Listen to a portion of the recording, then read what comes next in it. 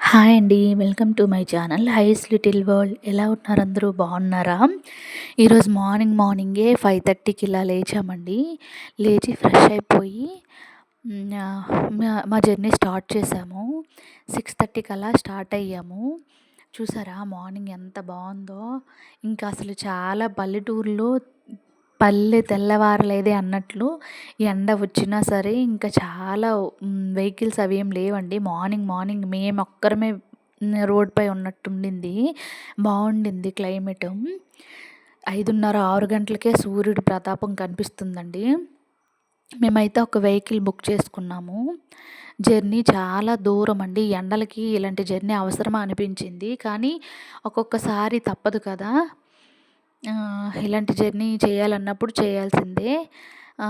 మేము ఇంతకీ ఎక్కడికి వెళ్తున్నామో లాంగ్ వీడియోలో పెడుతున్నాను చూడండి. స్కిప్ చేయకుండా చూస్తే మీకే అర్థమవుతుంది.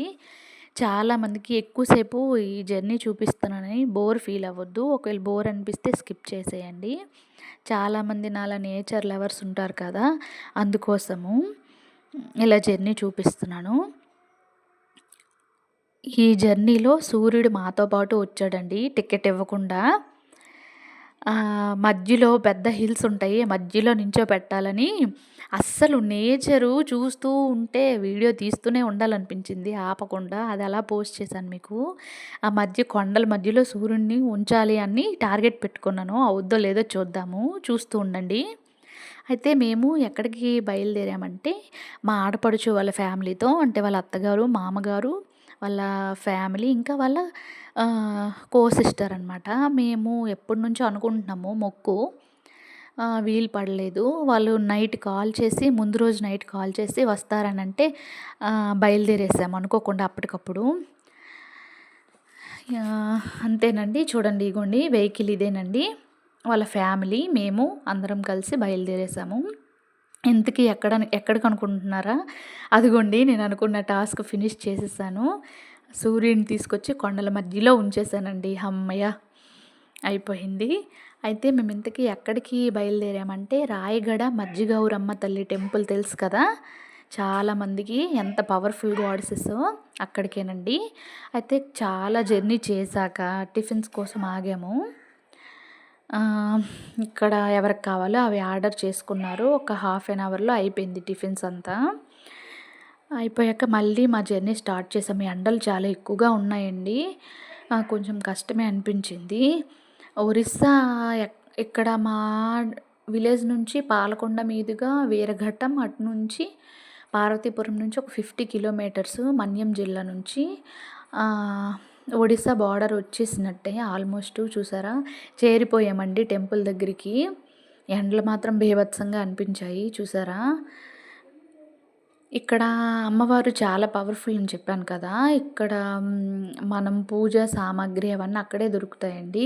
ఇంకా స్పెషాలిటీ ఏంటంటే చీర, ఇంకా కోడి అనేవి కూడా అక్కడే దొరుకుతాయి. ఎవరైనా అవసరం ఉన్న వాళ్ళు చూసుకోవచ్చు వీడియోలో.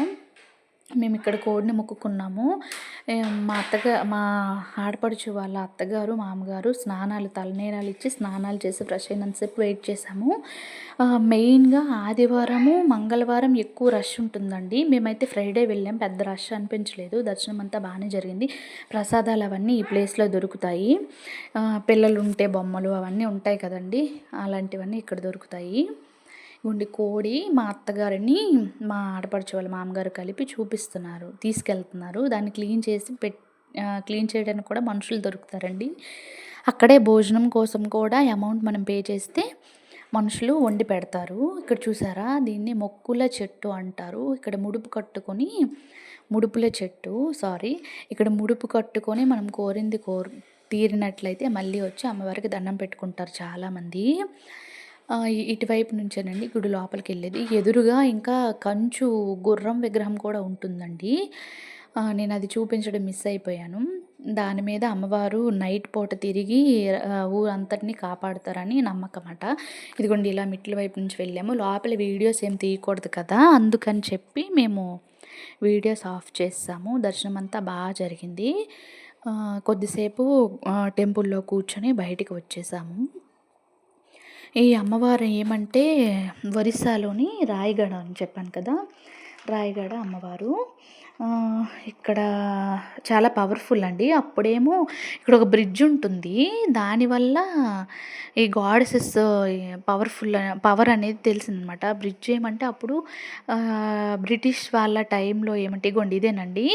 బ్రిటిష్ కాలంలో ఎన్ని సార్లు కొడుతున్నా కూలిపోయేదంట. ఇంజినీర్‌కేమో అమ్మవారు కల్లోకొచ్చి ముందు నా ఆలయం కట్టండి. తర్వాత మీ బ్రిడ్జ్ ఆటోమేటిక్‌గా అదే బావుంటుంది.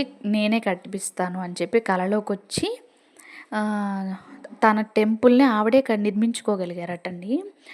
చాలా ప్రత్యేకమైన అమ్మవారండి. చాలా పవర్‌ఫుల్ అండి. మా దర్శనాలన్నీ అయిపోయాక కొద్దిసేపు బయటనే కూర్చొని వంట వాళ్ళకి చెప్పామని చెప్పాను కదా! వాళ్ళ ఫుడ్డు ప్రిపేర్ చేసినంత సేపు ఇక్కడ టెంపుల్‌లోనే గడిపాము. కన్నమ్మకి వాళ్ళ అత్తగారి గిఫ్ట్ అండి. సిగ్గు మొఖం చూసారా కన్నమ్మది ఇంకా ఆగదు. ఏది బొమ్మలు లేనట్లు ఫీల్ అయిపోద్ది. ఇక్కడ వాళ్ళ నాన్నతో కొద్దిసేపు ఆడుకుంది. ఏదో పెద్ద మనుషులాగా ఎక్కడికో తిరిగేస్తుంది చూడండి. అస్సలు ఆపలేం బయటకొస్తే కన్నమ్మని. ఇక్కడ కొద్దిసేపు వెయిట్ చేశాక ఫుడ్ రెడీ అయిందని వాళ్ళు ఫోన్ చేశాక మేము బయటికెళ్ళి అక్కడ ఫుడ్ తినేసి కొద్దిసేపు అక్కడే రిలాక్స్ అయ్యాము. ఇదిగోండి ఇక్కడ కొద్దిసేపు వెయిట్ చేశాము. ఎండలు బాగా ఉండబట్టి బండి కూడా మేము వచ్చే వెహికల్ కూడా హీట్ అవుతుంది కదా! అలాగని కొద్దిసేపు ఆగి ఇక్కడే ఉండి ఇంటికి బయలుదేరేసామండి. అంతేనండి ఈ వీడియో. Bye bye. Please like, share.